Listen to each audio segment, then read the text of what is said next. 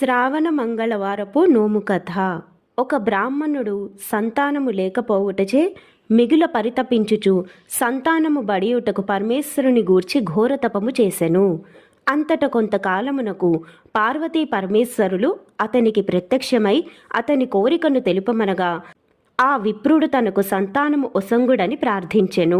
వారు, నీకు ఆయువు లేని కొడుకు కావలెనా, లేక ఐదవతనము లేని కుమార్తె కావలెనా అని ప్రశ్నించిరి. అందులకతడు బదులు చెప్పలేక ఆ విషయము భార్యను అడిగి తెలుసుకొని వచ్చేదనని చెప్పి అనుజ్ఞ నొంది ఇంటికి వచ్చి భార్యను చూచి, మనకు ఆయువు లేని అబ్బాయి కావలెనా, లేక ఐదవతనము చాలని అమ్మాయి కావలెనా అని ప్రశ్నించెను. ఆమె పుట్టి చచ్చిన పుత్రుడే కావలియును, ఆడబిడ్డతో ఆపదలు పడలేము అని చెప్పినది.